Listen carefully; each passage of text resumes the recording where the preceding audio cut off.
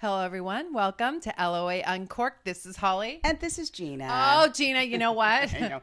No, you don't. You look really refreshed for an evening of no sleep. Well, listen. Okay, yes, you're right. There was no sleep You are last night. bright-eyed and ready today. I'm ready to go. I was trying to figure out how to pronounce our guest's name today. I know. And?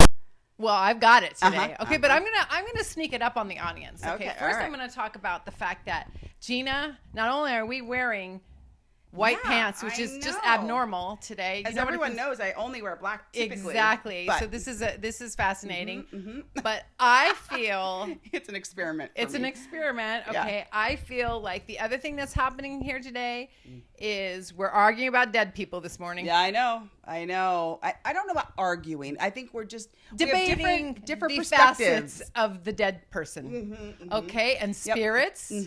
And I think spirits are walking around here. And Gina, you know what? When spirits walk around here, I get a little excited. I know you do. I think you have a story you could maybe ask our guest about today. I don't know. It could have been time jumping.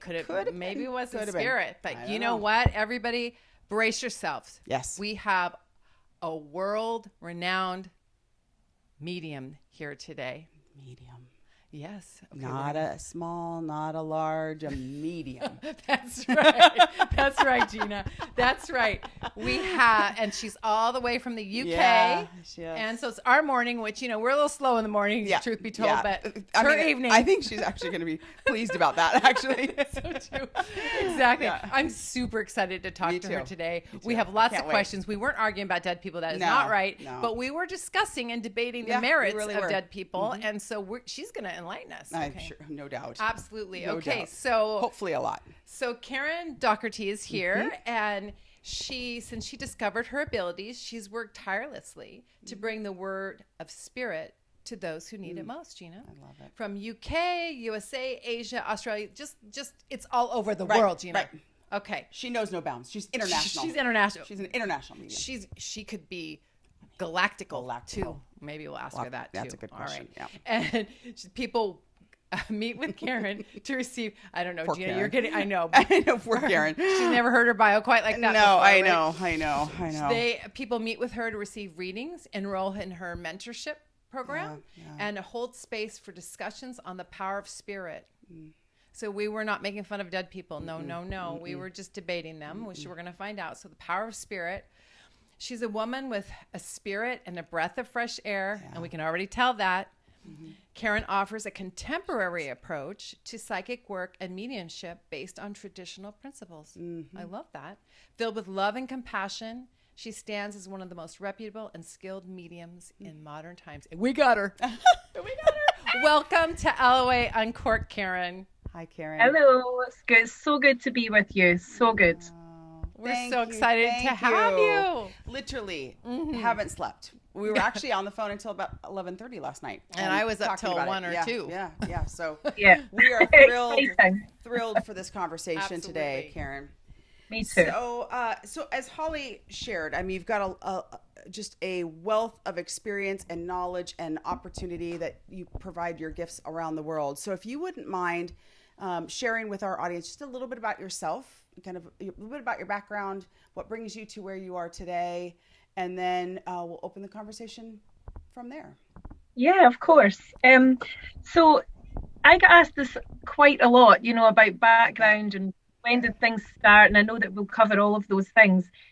But I think the biggest thing I could say is my work is really my life. You never switch off when you're a medium. So although you're not working all the time in a way that you're hearing spirit talk to you all the time, because you have to switch off, your life revolves around it, and I couldn't be happier about that. I think it's it's an amazing ability, and it's something that I am so humbled by every single day.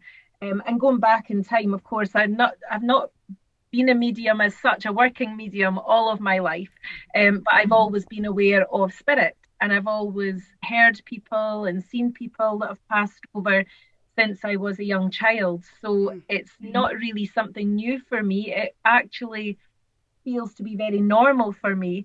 But as I developed as a medium, obviously then I was aware of it was an exceptional thing. It was something that not everyone can do or see or be part of in that respect. So it's taken me a lot of my early years to come to terms with that. But aside of the mediumship side of things, I'm just me, and I'm a mum. I go on with life. I do everything everyone else does.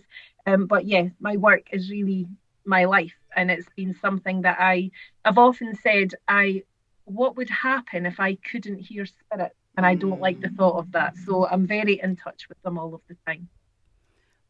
I would imagine if you didn't, if it's been there your entire life, that would just be the silence would be deafening a little bit. Yeah, like taking away your eyesight or something. For it sure. would be like one of your senses gone. For sure.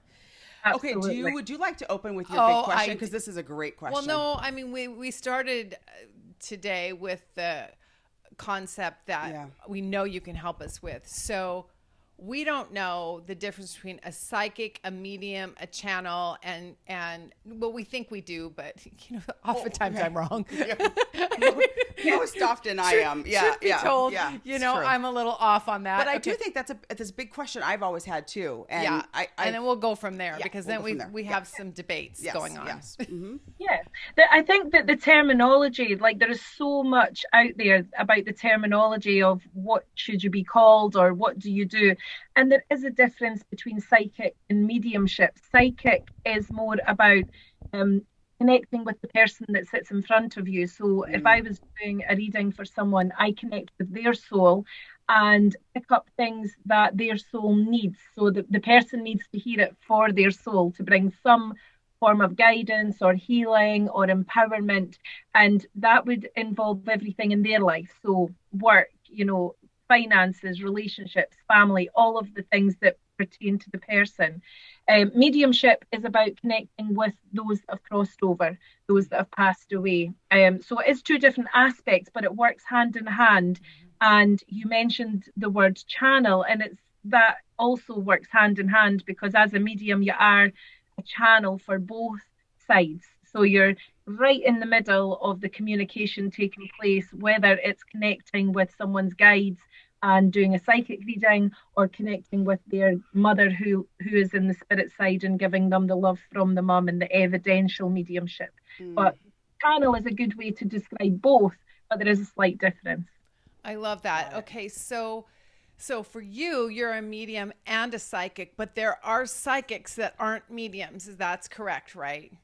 That's correct. Yes. Okay. Wow. Yes. Yeah. Okay. So Gina, I'm on it. Okay, this is good. Okay, let me just no. Keep going. No. All right. I know. I'm just gonna stand We're down fighting and over way it. back and yes, because you've been up all night waiting for Karen. Yes, go ahead.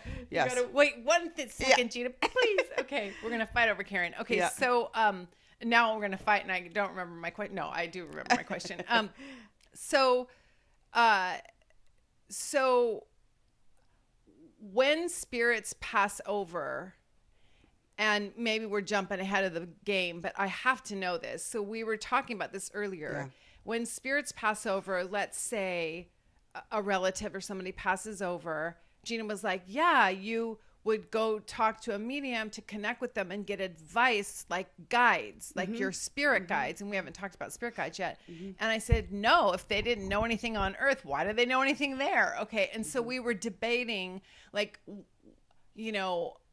I always thought that connecting with people on the other side, particularly relatives and things of that nature, was really just to understand the afterlife and get peace and those kinds of things versus getting advice. And so guidance. So for our audience and obviously clearly for us, okay, we're asking for a friend, including us, right. Yeah. So how do we use all of your gifts in the way that can be most beneficial to us? Okay, so someone that needed guidance, for instance, if you came to me as my client and it was something about your life, so you wanted guidance on something that you were going through, then that guidance would come from your higher self, which is your spirit, part of you that's connected to spirit all the time. Some people say the soul, the spirit. So that information you need, you hold that information as part of your higher self, but consciously we're not really aware of that all the time. So if you came to me, I would link into that side of you and be able to give you answers, but also connect with your guides that are in spirit, because we all have spirit guides. We all have, like, I call it a spirit team, because we have different guides for different things. So I would be connecting with them and with you as your higher self and bringing that information. Your loved ones, I call them guardians rather than guides, because of course they're going to be a guardian for you. They're going to want the best for you. They're going to maybe come through with things that, you know, your grandmother knows that you're perplexed about this or something's happening, and her advice would be, and it would be an advice she would give you if she was here. So she would want to help you, but I don't say that she's your guide. Your guides are maybe beings that haven't walked the earth, you know, and know the information from a spirit to spirit side of things. So there is a difference. I think what you were saying is perfectly correct, in that people don't know what to call it. You know, my mum is in spirit. My mum passed away 6 years ago, and people have asked me, so does she become your guide? And I said no, because that love bond was there all through physical life. But she is my guardian. I know my mum will be watching out for me, but she cannot change things about my life. That has to come from me and the higher self. Oh, that's the best explanation. That's and so we love good. the guardian. I love the guardian. Actually, Yeah. that makes me feel just as comforted, if not maybe a bit more, right? Yeah, absolutely. Yeah. Okay, go ahead, Jeanna. Okay, so I'm just curious. Are you the only one in your family that has this gift? So I have, my grandmother had this. My grandmother, on my dad's side, so my paternal grandmother, always recognized this within me from a young child. She would always tell people that Karen can see spirit. So then it skips a generation, and then it comes to me and my 3 children. So they're all, you know, in young adulthood. They all have it, but 2 of them, my 2 boys, they seem to be more in touch with it. Oh, interesting.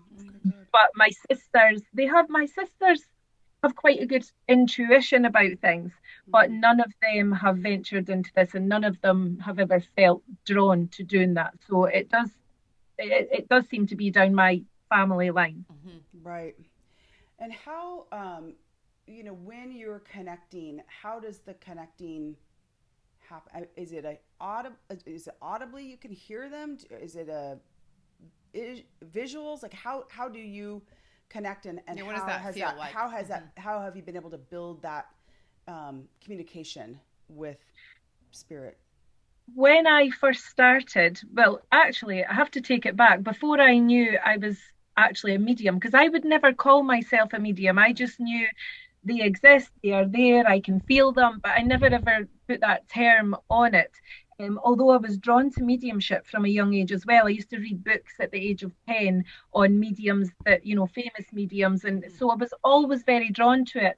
But before I could call myself a medium, I used to hear them all the time. Every night I would go to my bed, and the minute I closed my eyes, I could hear lots of voices, and it was very audible. And it kind of frightened me initially, because it was too much. It felt like my whole room was filled with voices, and it became a little bit frightening for me at that point. But once I went into development, once I realized this is, you know, they're trying to get a message to me, I have to go in and explore this. Once I started to develop that, then it all kind of calmed down, and then I started to see them, feel them, and it can vary dependent on who's communicating, because in the spirit side of things, our loved ones might not all be able to communicate the same way. So I might have a gentleman in spirit who can only get me to hear him, and then I might have a lady who gets me to see her, because they also have to learn how to communicate through my mediumship. So it's a mixing of the 2. So it can vary, but in general terms, it's, you know, I see, I hear, and I feel. Okay. Wow, fascinating. So when with a spirit who has developed their ability to communicate with you, you can feel just like a human. You can feel general energy. You can say, well, this person feels very relaxed and calm, or this person's more, excitable, or okay. So you feel all of that. Oh, interesting. Yeah, you feel it. You feel that straight away when they come in. For me, initially, it's a feeling. So I always feel if I have a lady or a gentleman, or I feel that it's a mum or whatever the relationship might be, and I can feel their persona straight away. I can feel their energy. Is there a time frame that when somebody passes over, is there a rule of thumb, or is there something like a time period that you shouldn't see a medium? You should wait because it would be hard to connect with them? No, there's no time frame from the spirit side of things. So when we cross over, we can communicate straight away. I've accidentally, I should say, had communication from people in spirit that have passed that day. And it's just came about in a circumstance that the information's there and the evidence is there. So I know that we can communicate straight away. But what I am told time and time again from spirit is that it's about the person that's receiving the communication, because it's whether they can handle the emotion of it, because they're still going through that grief, so for them it might not be the right time, but their people will be there. But spirit always accentuate that come when you're ready to accept it and be able to handle it, because it's it's a hard thing to go through. Can you, so let's say Jean is your client and she comes to you and she really just wants to connect with her father. Like, can you summon and say, Father, get in here? Yep. Tom, where are you? Come here, Tom. Calling Tom in the spirit world. And, 20,000 show up. Exactly. Yeah. No, so for that, because people ask that often before they book for a reading. I always say I can't control who comes through. But in my experience, in all the thousands of readings that I've done, there's the person that you want to connect with would be there. Because if your dad's in spirit and he knows you're coming for that reading, he's not going to say at any point, I'm just not going to go. He is going to definitely make that effort to come through and work. Now, the link can vary. It might be that I would say, I do have your dad here and I can give you information, but I might say to you, the link's not that strong for me, but I do have him. So you can't always say how much evidence you will get. But again, it's common sense. I think there's an intelligence to spirit. And I think that this is where I get a little bit, perplexed at times reading things online and hearing myths. And I feel like spirit are intelligent. If someone's father is there, he will want to come through and communicate. So then it's up to the medium to make that happen and work. So I can't control who comes, but there's not really been a time that a person hasn't come in that's been wanted. Needed, right? No, I love that. Well, I'm telling you, he's sick of sending you helicopters, so he definitely would come through. I know. He's like, listen, I feel summoned every day with you. How many helicopters do I have to send you? Okay, listen, exactly. I'm here. Exactly. I love that. And I'm curious. So, when you are doing readings, you are a vessel by which you have gifts and talents that most of us do not, or haven't developed, right? Well, and so ask that too. But so I'm curious, is some of the things that come through, because I know I've had my experiences, I think Holli's had her experiences, where we're certain that gifts, conversations, occurrences in our lives are a byproduct of someone who's passed, who's sending messages to us. Is that something you hear from them, confirming that, like for me, it's helicopters. See a helicopter. Or I threw the book, the Game of Life. The Game Florence of Life. I threw stuff down in your house just to make you pay attention. Yep. Barreling off the shelf. Yep. I'm like, well, that's a good book. That's a good book. At least Spirit has good taste. Yes. Yeah. So I'm just curious, is that something that you hear often that Spirit does? And if so, can you share anything about that would help our listeners be more attuned to it or connected. Yeah. I love that. Absolutely. You know, your loved ones there want you to know that they are there. They want you. And this is the thing, you know, people talk about, well, if they were there, wouldn't they show themselves, or couldn't they come to me directly so I know? Well, because they don't do it in that way, then it stands to reason that they can't really do it that way, because every person in spirit wants to do it.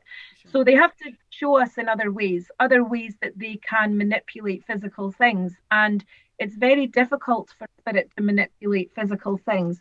But when they do it, like, you know, a book falling off the shelf, or maybe white feathers is another one that people talk of quite often.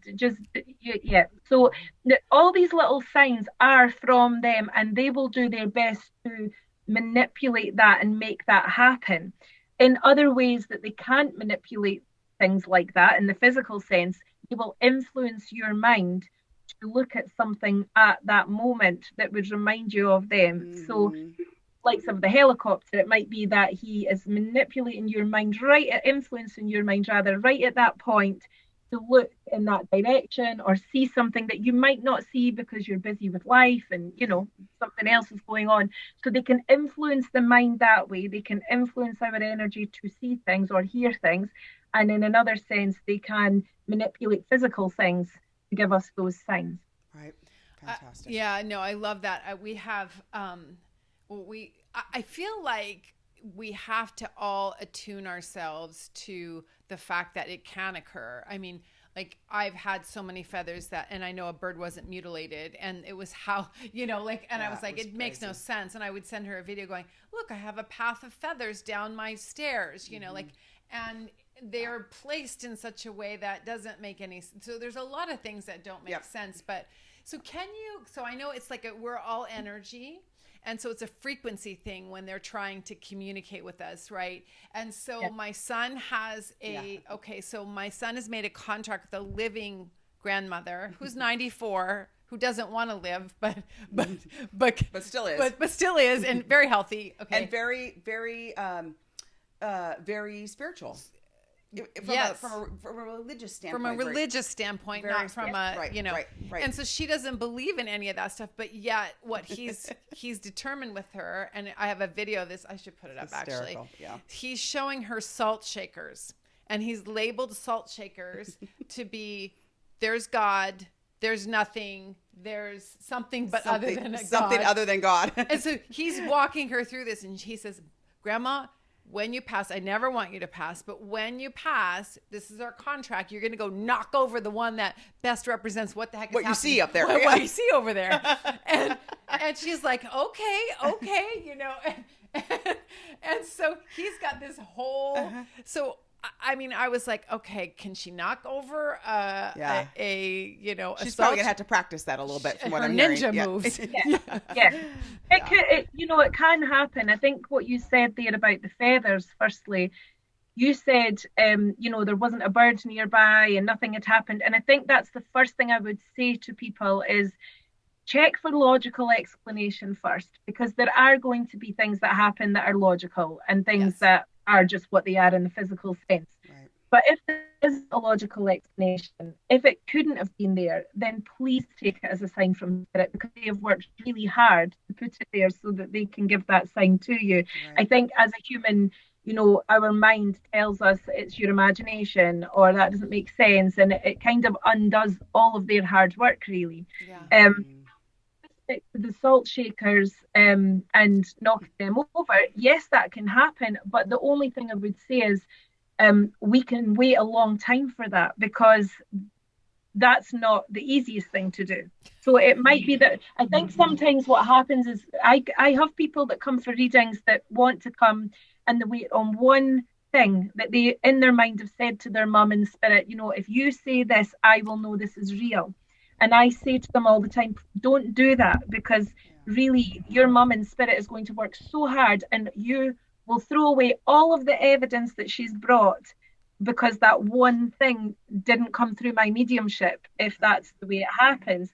Other times, things have happened where instantly it's came through the mediumship and they've been like, oh, that was the sign. That was what we were looking for. So I think there's a difference, but try not to put it into a box, just be open to it. That's what I would say to people. Just be open to it. And if you feel it's a sign, trust that that is a sign. Yeah, I totally understand that. What do you suggest? Like, so you get the sign, you acknowledge the sign, but you have no idea what the sign is supposed to be conveying. Oh. Other than perhaps just presence, or they're with you, support, whatever it is. So I'm just curious, is there a method by which because I always kind of want to make sure I'm picking up what they're putting down, right? So if I'm not sure what they're putting down, is there a way in which you can engage that helps clarify what they're trying to share?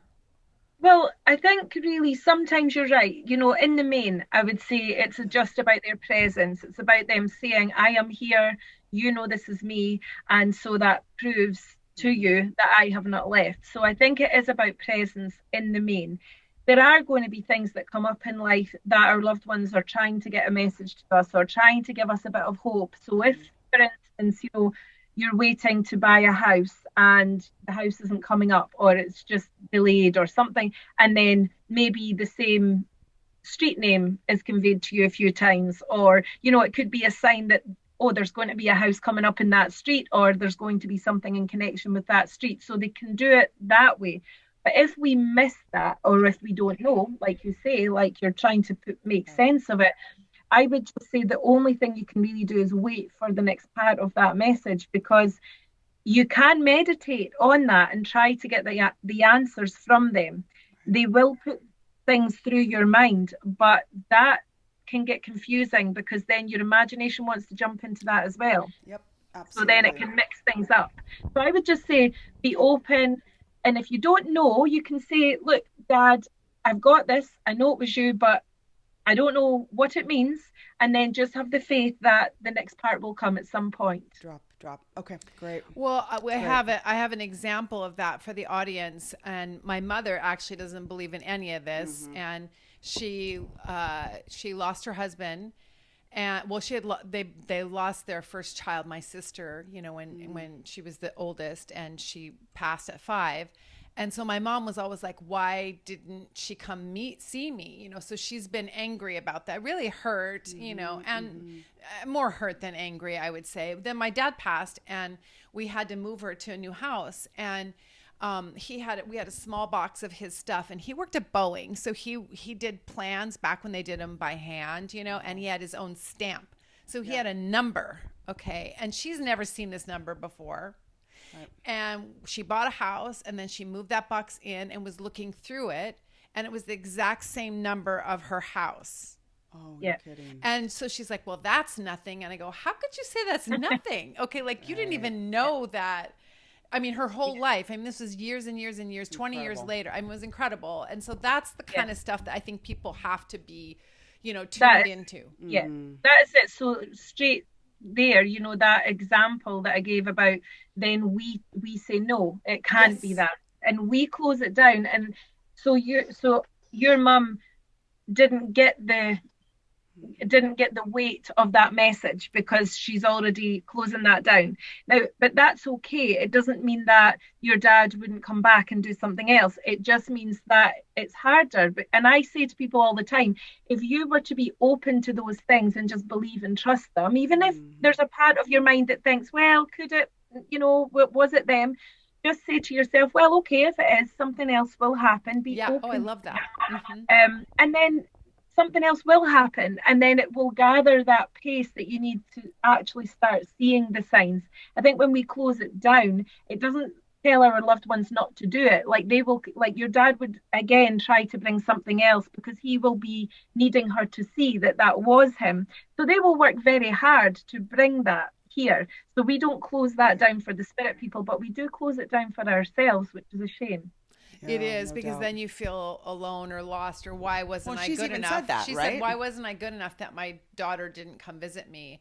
And so then of course, you can't shut me up, right? So I was like, oh, Dad did that. And oh, isn't that cool? And, so I'm all over that. And so I acknowledge it. Yeah. And when I really dug a little deeper with the sister, and this is like I mean, you never met. I've never met. Okay. And I'm in my 50s. And so we just had this conversation not long ago. And she was like, well, I go, didn't anything weird happen? And she has a really great mind for 94. And, you know, come to find out, she discounted things that happened. And so there's so much that she didn't even recognize that she discounted. So I think they worked really hard to show her. And then it's up to us. And then I gave up. This is too much work. And she doesn't even notice. They're like, that loud one, that loud sister of mine, she picks up. Pick it up. But no, exactly. I love that. So I do think I just would encourage everybody. Like there is, like you said, Karen, there's like a momentum. There is, and like you've just said, you know, like you've picked up the messages, or you have kind of had a look into it and said, but what about this and what about that? So you have to understand too, though, that your dad in spirit or your sister are kind of not using you, but you know, they know that you be open, so they're then going to say, okay, so we can't get through mum, so we have to then go through you, and that's the way that it'll happen. So you're actually opening your mum's mind to things, even if she's resistant, and even if she's telling you, no, it can't be that. Somewhere in your mum's mind, I know this for sure, she will be thinking, yeah, she has a point. So you've done that for your loved ones in spirit. You've done that. So they will use whatever means they can to get that message through, and it works. I love that. I've heard it explained about, you know, why certain people either have dreams with people who have passed, where they send a message. Ask dreams. Right. Okay. So the dream. So why do some people have that opportunity when, you know, maybe a family member or a closer friend may not? And what I've heard is, and so I'm curious what your thoughts are, Karen, about what I've heard is that spirit looks for almost like it's certain people here on earth have an openness to it, and maybe an ability to kind of take it in and maybe do something with it, even in like so you're almost like you're almost like a spotlight in the sky for a spirit to find, to get a message to, or to. Are you saying specifically for dreams? In a dream. Yeah. Yes. I want to know about dreams. Like, can everybody get them? What does that mean? And your question. Yes. Yep. So yeah, you're absolutely right. So there is, you mentioned like a spotlight that spirit can see. And I always say to all of my students, you know, if your light's on, they're coming in. And it's just something I've always felt, you know. So if they can see that there's someone that's more open or more receptive to that message at that time. So if you maybe had a dream about your friend's father who was in spirit, and you open your eyes in the morning and think, why would he come to me? It's so that you then can pass that on, because for some reason, your friend wasn't receiving the information in the same way. But dreams and visits from spirit are two different things. So when we all go to bed at night time and we go to sleep, our body rests, our physical body rests, but our soul is awake all the time. So we then go home to our spirit world. So we come from there and we go back home there, and we are with our loved ones. So that communication takes place every single night. But when we awaken in the morning into our physical self, our mind has not registered that, and it cannot register that many times. Sometimes we might remember something like, oh, I had a funny feeling last night. Now, if we have a visit with someone, we are under no illusion that we have seen that person. When we wake up, we will feel like we have been with them, spoke with them. Absolutely, we will remember every detail, even if it's quick. We will remember details. Dreams are slightly different in that your brain is like a computer. So it's going to kind of file everything away. Every time we go to our brain works that way. And so memories can come up. So it might be that you have a dream about your mum and the kitchen making a cup of tea or whatever it might be, and in the morning you wake up and say, I wonder if that means my mum was there. In that instance, it's not a visit, but the dream in itself has conjured something up within you to make that connection. So either way, we are always connected. And a story I was told a long time ago was from a medium friend of mine, and I just thought it was the most beautiful thing that I'd heard. And it was a lady that had lost her husband, and our two grandchildren used to come and stay with her on every Friday night since he passed. and the children were drawing pictures. I think they were like age 5 and 7 or something. And they were drawing pictures, and the grandmother said, it's time for bed. And they said, yeah, we want to go to bed because we want to see Grandpa. And she said, what do you mean? And they said, well, he comes to us here. We go with him. And she got really angry because she was still grieving for her husband. And she said to them, if your grandpa came here, he would be coming to see me. And both the children said, but you do come with us, but he wipes your mind so you don't remember, so you're not sad. Because obviously she then has to leave. It's like losing that person all over again. So even for two children to come out with that, you know, is very innocent in the way that they said it. Nothing was, you know, put into their mind or anything like that. So we know that every night, all of us go to sleep, we are with our loved ones, and then we wake up in the physical sense. And when you're in the physical world, it's very difficult to feel that communication taking place. Oh, I love that story, Jeanna. Beautiful. I love that story, absolutely Karen. Thank you for sharing that. I love it. Let's talk about your psychic mentorship program. So let's talk about the program. But first, can we see spirits? Yeah. Karen, can anybody see spirits? Mm-hmm. Yeah. And again, it's a question that everyone asks. So, I know. But you know, it's always an interest to people. And I think I love talking about it because it's my passion. But I think psychically we can all develop. So we are all born psychic. We all have a sixth sense. And what happens is usually at school age, we then don't develop that anymore because we develop the five senses. And the sixth sense, which is the intuition, kind of gets shelved a little bit. We still have it because, you know yourself, you'll have a hunch about something, or you'll know within yourself if something feels right or it doesn't. So that psychic sense is still very much part of you, and that's the spirit part of you. So everyone can develop that to a different level, a higher level, everyone. And some people are natural, you know, with it being quite high anyway, and other people need to develop it. So everyone can do that. Now, the mediumship side of things, my belief, and I say my belief only because I can only share from that perspective, I believe that you're born a medium, just like an amazing singer is born to do, you know, when you hear amazing singers and you think they were just born to do that, it's like an ability that you're born with. So I can't say that everyone will see spirit, but the development side of things isn't, particularly with my mentorship and teaching, isn't necessarily about needing to become a medium who's going to read for people. It's more about developing your own psychic and you will have mediumistic elements to that, developing that to the highest level that you can develop that. Right. Wow. It's like a Hogwarts school, Jeanna. It's a Hogwarts school. I love it. Karen's School of Hogwarts. Yes. Let's rename it though. Hogwarts doesn't sound good. The Slytherin is not any better. No, it's like the sick. I actually believe we should continue to have the five senses school, but we should have develop that sixth sense. Yeah, sixth sense and mindfulness and resilience and all these other things that are missing. The world would be a very different place if people knew their mindfulness and their power and, you know, all of that. But I think, again, you know, you're going into a whole other area when we talk about that. In a sense, we could be here all day. But if you are aware of these things, if you are like feeling that need to develop yourself, then your psychic and mediumistic abilities and gifts will come with that. Mm-hmm. How do you use your gifts and talents in your? We talk on this podcast quite a bit about, you know, co-creation, you know, as a lifestyle, and it really the give and take of the universe and in support of your path, and so I'm curious, with the tools and the skills and the that you have, how do you use it in your day-to-day living?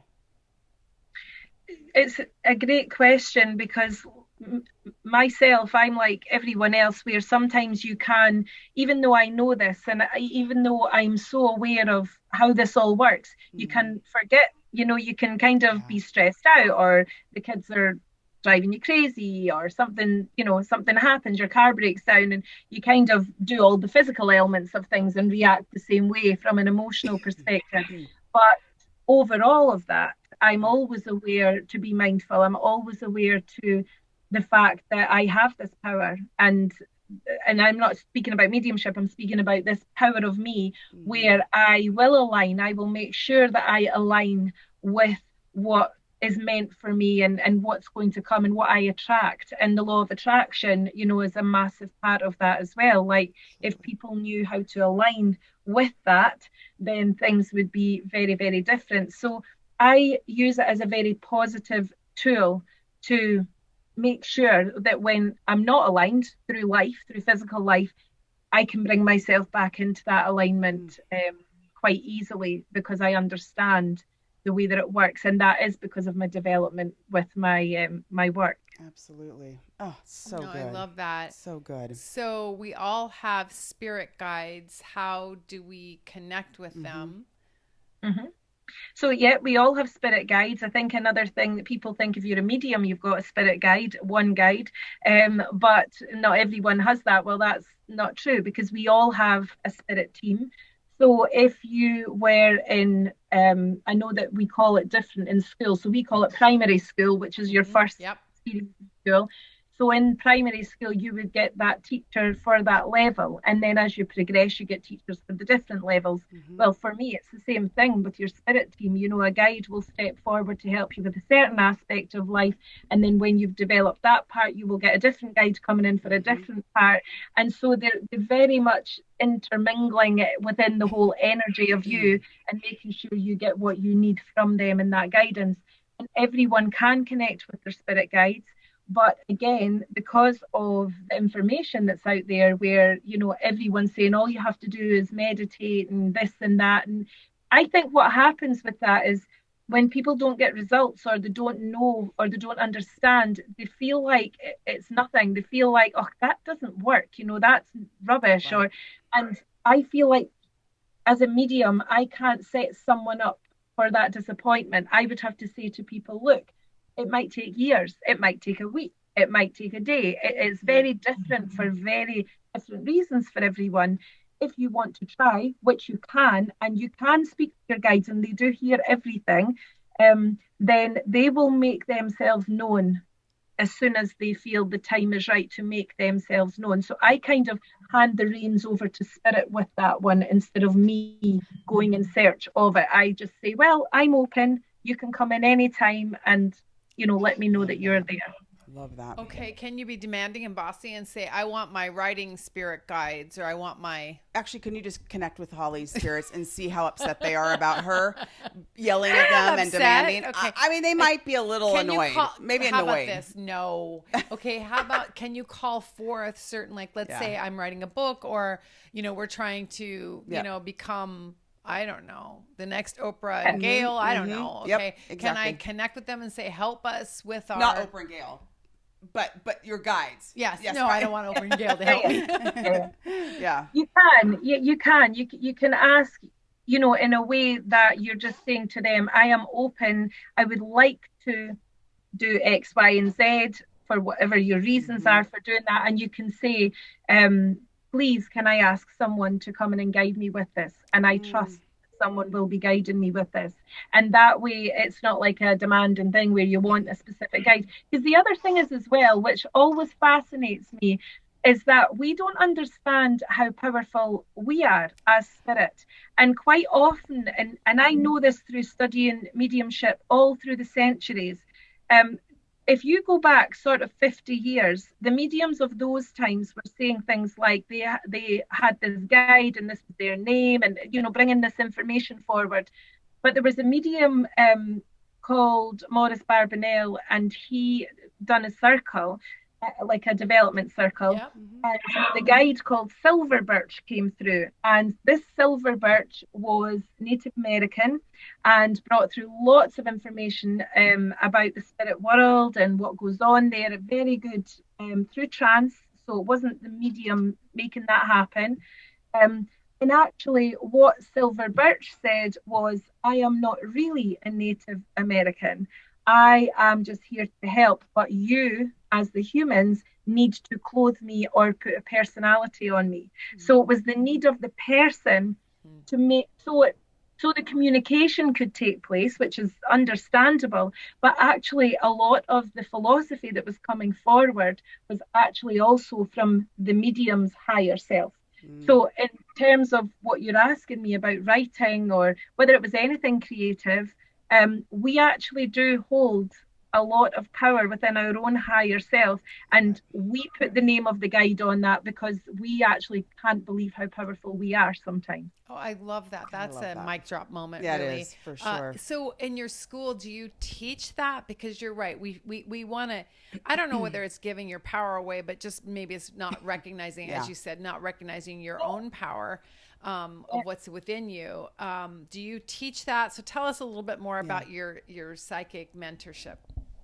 Yeah, I teach that. And I think the like I said earlier, the traditional principles of mediumship will always apply with my work, because I come from a line of mediums in my family. I've studied the heritage of mediumship, particularly in Scotland, but all over the globe as well. And so for me, I want to bring those traditional values forward, because I think it's wrong to forget about the past mediums that have discovered things and all of that. But I also think that we know more now. We have learned more now, and there's been progression since those times.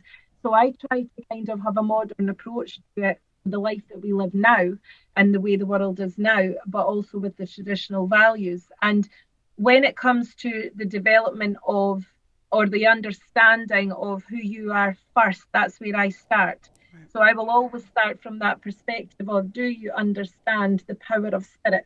Do you understand what happens? And we will go through the development of that first, and then develop the individual's gifts and abilities to encompass all of that. And, you know, the mentorship, the reason I done a mentorship was because I was holding lots of workshops, which were maybe 20 people, 30 people would come on one day, and we would all, and I still do those. We have fun and we practice things, and, you know, do tea leaf reading and tarot card readings and all of these psychic things to bring out your gifts. But I felt like there needs to be something else, and it needs to be from an educational purpose as well, because there's so much out there now, and some of it's good and some of it's not. And for me, it was like people are getting mixed signals, and they're not understanding actually what the power of spirit is. So I wanted to try and educate and help and bring that forward. So that's why I started the mentorship school, and it's been phenomenal. And like the students that have taken part in it, their development is beyond, you know, it's just been amazing, and I'm just glad to be part of it. Oh, that's exciting. I want to sign up for that too. Well, I don't know. There could be prerequisites, Jeanna. I know. I might not qualify, but I could put my application in and see. I actually will say that, you know, anyone can come onto it, although I tend to speak with the person first. So it's not something that somebody can just go onto my website and sign up for, and then suddenly they're doing it. I like to kind of have a chat with the person, just an informal chat, and say, so what's your experience in life? That doesn't mean you have to be of a level to do it. You can be a complete beginner, or it could be something that just interests you and you want to see where it goes, or you could be someone who's been doing readings for 15 years and you want to develop it further. So there's varying degrees of that and different levels. Got it. Interesting. Sounds amazing. Is there, when you think of, you know, all the readings that you've had and experiences, is there a theme that you most often hear or spirit wants to convey that has surprised you, or you think would maybe surprise our audience to hear? Is there like something about those interactions with spirit is there something that just,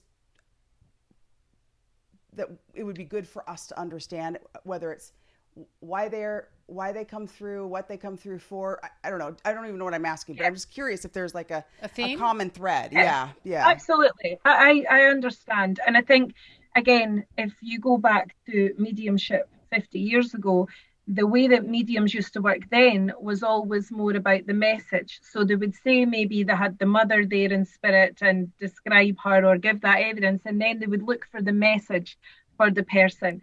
But again, mediumship has progressed, and we know that it's more about the healing aspect of things. So in a general sense, I suppose, all of my readings are to promote some form of healing that the person needs, that they might not even know that they need. Right. But within the evidence that comes through the loved one in spirit, they will start something within the person here that either opens them up to healing or helps them along the way of their grief.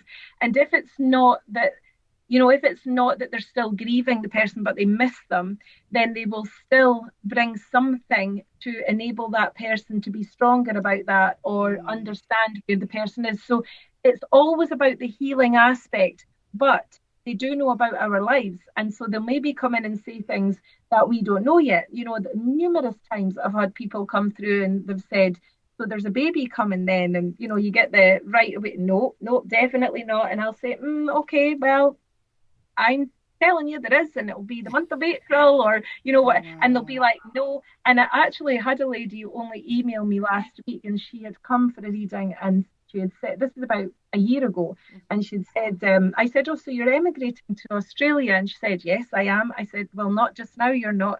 So it must have been pre-COVID. Yeah. And she said, no, I'm definitely going. And I said, I don't think so. I said, your daughter lives here, your son lives in Australia. She said, that's right. And I said, well, you're not going because your daughter's going to have a baby. And she went, absolutely not. We've got our grandchildren. My daughter's in her early 40s. This is not happening. And she just said, there's just no way. And I said, that's fine. But I have to give you what I've got. And if it's wrong, I'm happy to be wrong. That's fine. So then, like say, the email came in. So it must have been at least a couple of years since the reading.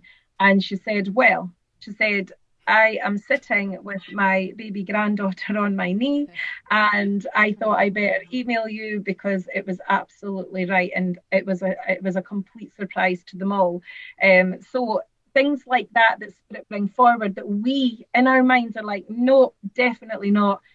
Spirit side, no, they know what's coming up. And although they won't give us a list of things, like they're not going to live our lives for us, and things have to come up in our own, our own physical existence, but they do know things like that. So that can surprise people when it comes out that way. I love this story. Those are fun stories, yeah, and you have to really stand in your power to say, I'm okay being wrong. Yeah, because well, it's not even you. It's, you're just reading the message, right? Yeah.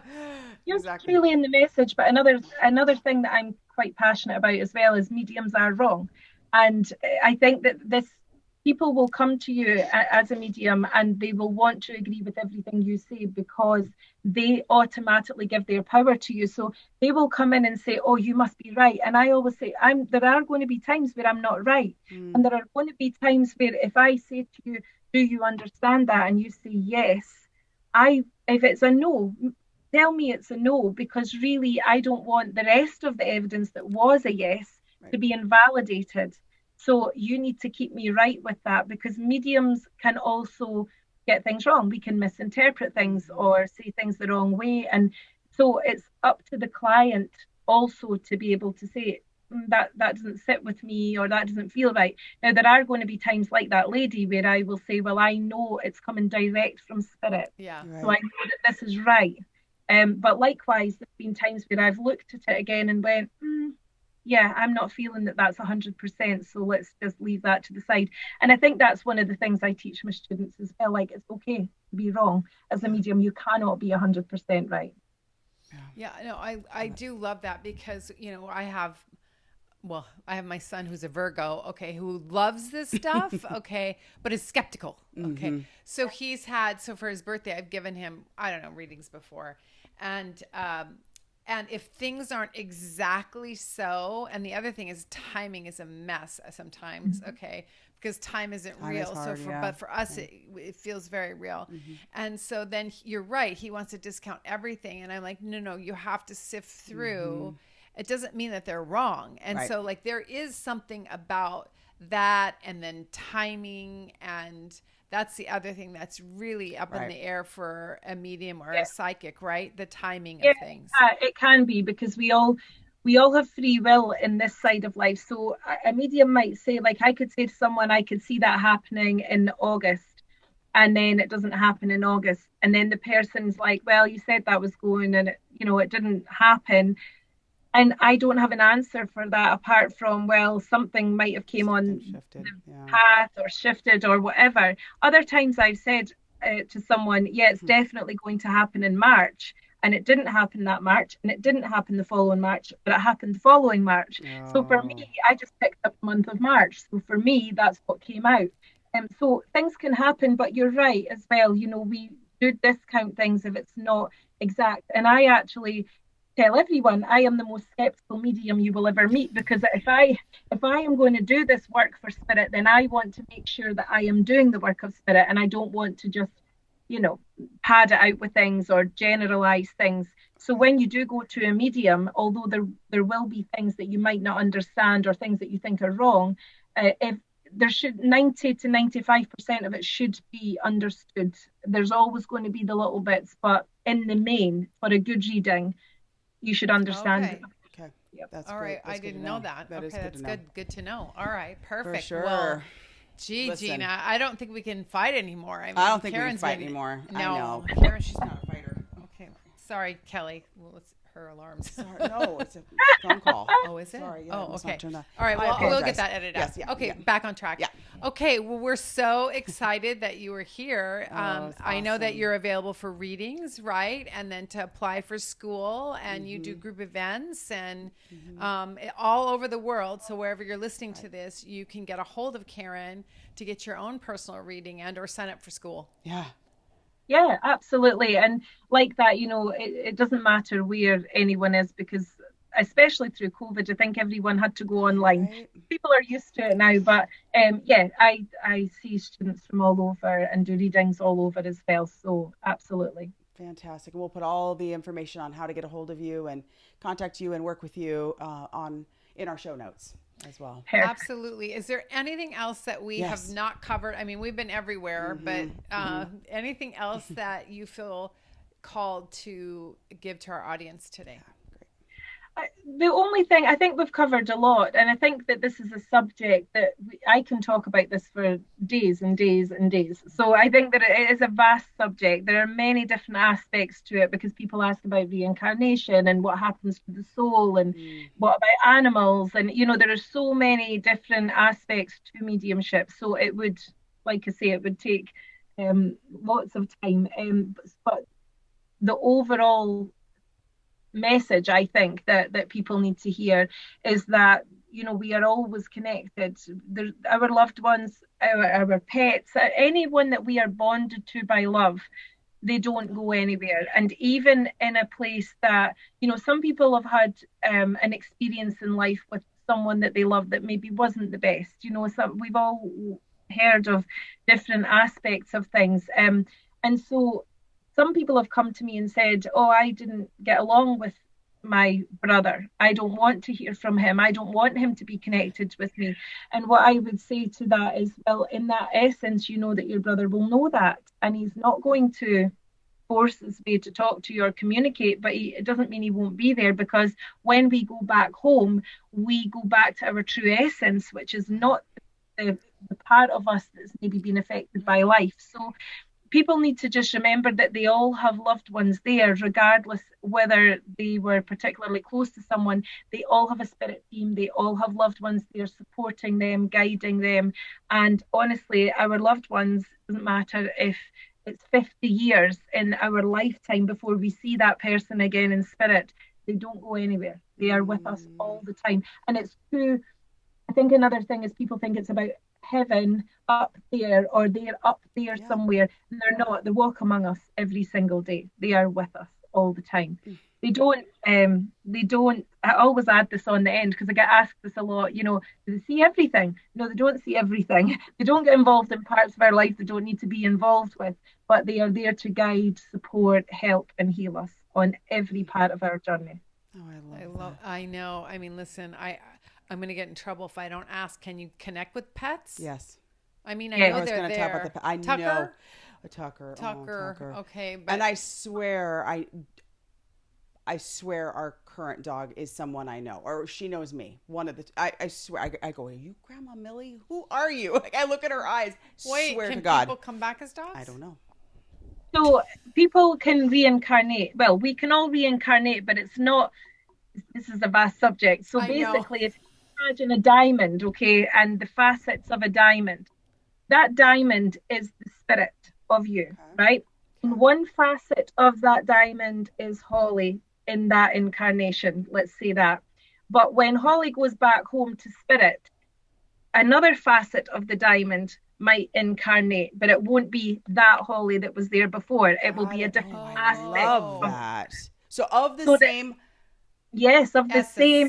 Okay, got it. Oh, fascinating. Oh, I've never heard that before. I love that. Yeah. So pets, anyone that's bonded to you can be influenced by that, can be part of that same thing, because we have our family there in spirit, our spirit family, before we even come here, hundreds of years before. Like, there's only time in this world. There's not time in the spirit side. There's no time. There's nothing physical.